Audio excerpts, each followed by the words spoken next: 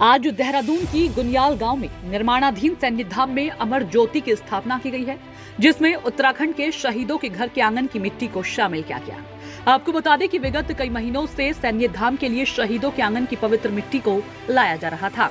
आज 1734 वीर शहीदों के आंगन की मिट्टी को अमर ज्योति के कुंड में स्थापित किया गया है। साथ ही उत्तराखंड की पवित्र नदियां, जिसमें की प्रमुख 28 नदियों से पवित्र जल लाया गया है, जिसका आचमन करने के बाद कार्यक्रम में उपस्थित सीडीएस अनिल चौहान, उत्तराखंड के राज्यपाल गुरमीत सिंह सहित तमाम सैनिकों व शहीदों की माता एवं बहनों ने इस पवित्र मिट्टी व जल को अमर ज्योति में विस्थापित करवाया।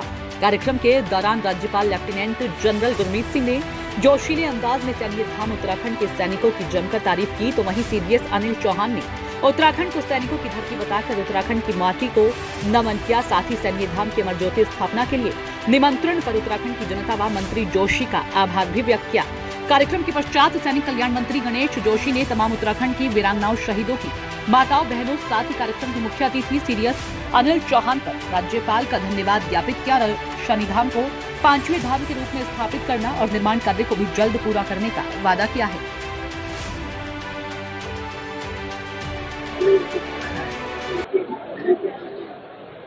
सबसे पहले मेरा आप सबको जय हिंद।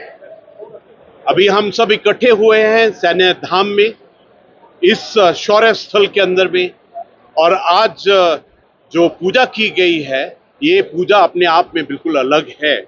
ये जो शुभारंभ किया गया है, इसके अंदर में 1734 जो हमारे शहीद सैनिक हैं, उनके आंगन की मिट्टी को लाया गया है। यहाँ पर चारों धाम से उस पवित्र भूमि से मिट्टी लाई गई है, हेमकुंड साहब से मिट्टी लाई गई है, और इस सैन्य धाम के अंदर में, इस सैन्य भूमि के अंदर में लाकर उसको इकट्ठा किया गया है। आज एक और बहुत बड़ी बात है कि हमारी जितनी पवित्र नदियां हैं, वहां से जल लाया गया है, और आज सब पूरे परिवार ने मिलकर इसकी पूजा की है। ये जो शौर्य स्थल बनने वाला है, अपने आप में एक अलग ही कीर्तिमान हासिल करेगा।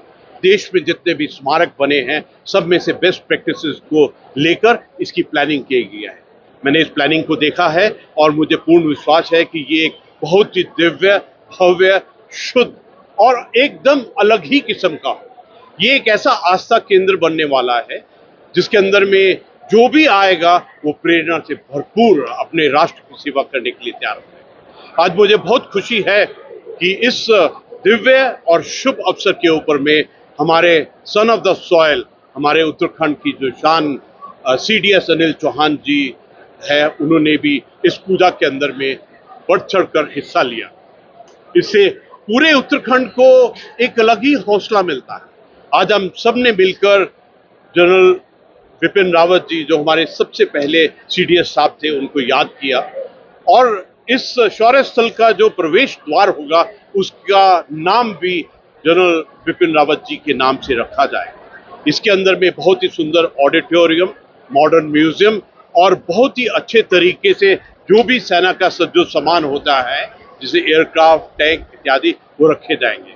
आज स्पेशल बात ये थी कि इसके अंदर में हमारी वीरांगना, हमारे वीरों की माताएं, उनकी बहनें और हमारे वेटरन्स यहाँ पर आए, और मैं कहूँ कि जिस प्रकार से ये पूजा की गई है, ऐसा लगता है कि अभी से ही एक अलग वाइब्रेशन, अलग ध्वनि, एक अलग आशीर्वाद का एहसास होता है कि यहाँ पर हम अपने वीरों को नमन, सम्मान और उनकी आस्था को याद कर सकेंगे।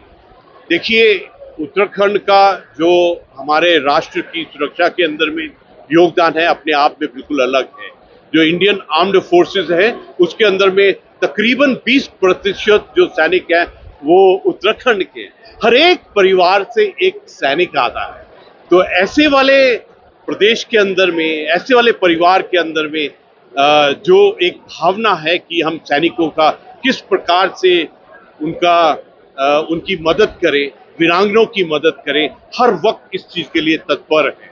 मैं आपको एक चीज बहुत इंटरेस्टिंग बताना चाहता हूं कि इस प्रदेश के अंदर में बहुत गर्व होता है कि जब हमारे एनएसए साहब भी उत्तराखंड के हैं, पहले सीडीएस साहब उत्तराखंड के थे, अभी जनरल अनिल साहब भी उत्तराखंड के हैं, यहाँ के मुख्यमंत्री जी सैनिक पुत्र हैं, कल्याण मंत्री जी सैनिक हैं, और मुझे जो सौभाग्य राज्यपाल का दिया मिला है वो भी इसी आधार पर है कि मैंने पूर्ण जीवन सैनिक का रोल निभाया है।